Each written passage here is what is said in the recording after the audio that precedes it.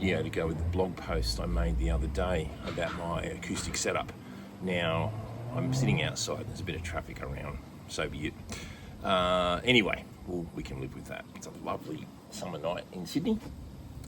And yeah, anyway. So, first of all, I'll start with my hand, my right hand that is. I use a Fred Kelly speed pick for my thumb pick. With my fingers, I will generally just use my fingers. I have tried pretty much every finger pick on the market, none of them work for me. I wish I could grow my nails. They do not last when I play so much steel string. They just get torn to bits by the strings. I've never gone down the path of acrylic nails, which I've seen some players do. Don't want to go there. I think Chet Atkins used to cut up ping pong balls and super glue them on his fingers. I'm certainly not going there either. Okay, so that's that. Next up, strings.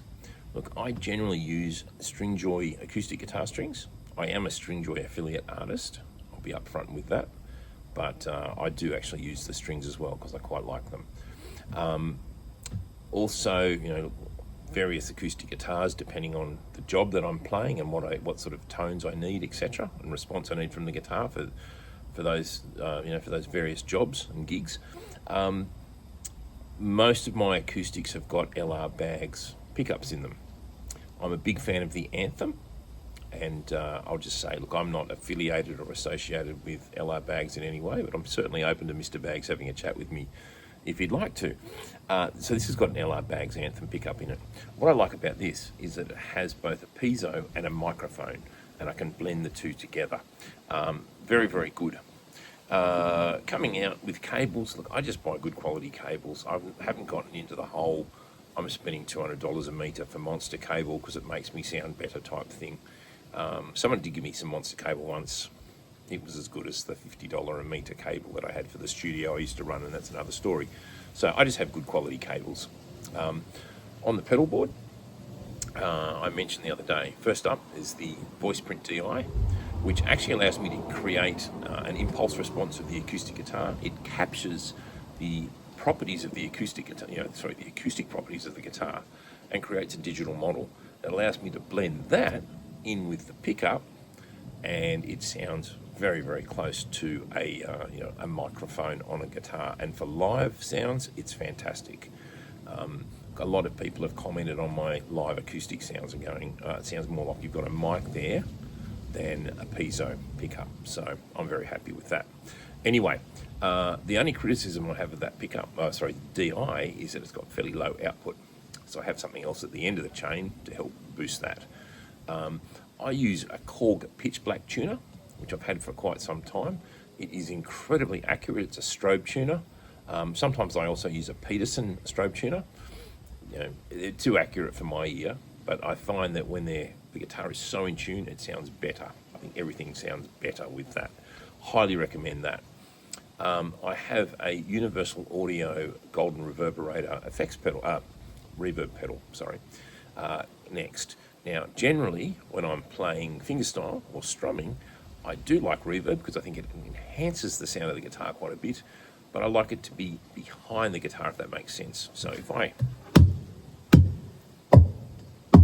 tap on that, you can hear a little bit of the reverb perhaps from the speaker, but it's fairly subtle, but it does.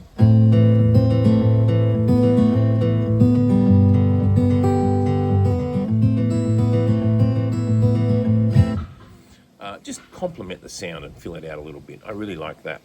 Now that goes into another LR Bags unit, which is the Session DI. It's another DI pedal. It's got a lot more gain or output than the other. It has a fair bit of colour as well. It's not a particularly clean DI in that sense. And it has a few other features I quite like. It has a compression EQ knob, which can help level out the signal, which can be great. And it's got a saturate knob as well, which adds warmth, harmonics, etc. in. It's kind of like recording with a valve microphone. Perhaps that might be a way to see it. And it's got a fair bit of output. It also has a notch filter on it, so that if I'm playing live, I try to EQ everything to get rid of resonant spots, resonant problems, I should say, but sometimes things happen. If I'm playing live, I can actually just turn the knob and find the spot that's causing the feedback, and it cuts it out straight away. Let me just go back to the Voiceprint DI. One of the other things I like in that is that it has two options for EQ. They're fairly extensive. EQ is a wonderful thing for adjusting your sound. One for correcting things such as resonant frequencies. My Taylor, for example, at about 290 hertz really wants to take off when I plug it in. I can, surgically cut that back, and it's quite good.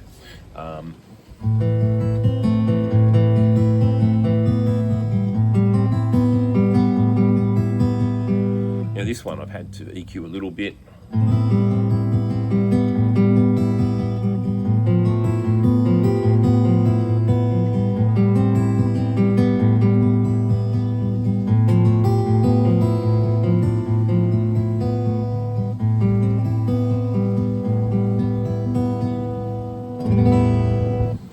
Just a few little funny spots that can happen. Can sort of sweeten the sound a little bit too, but it's very, very useful. Now, coming out of that, I can either go into a mixing desk if I'm playing with a band, if I'm doing solo or duo pub gigs, depending on the size of the room. We have a Bose L1 System 2, I believe it is, which sounds fantastic with the acoustic guitar, and can serve quite a big area. We've got a big PA as well, which you often use for the band, which probably a little bit of overkill if I'm doing a finger picking gig. Or the other thing I have, and I'm playing through this right now, is a Bose S1, which is a little portable speaker. At one stage I was playing a lot of outdoor weddings and private functions on things like beaches and in parks and even on golf courses, and so I needed something that could be powered so I could play and get enough volume, but it could obviously run under its own steam. So I quite like that. The Bose is very clean. I can change the character with my pedals, but the basic sound of the Bose is very clean, which I think is great for acoustic guitar and what I like.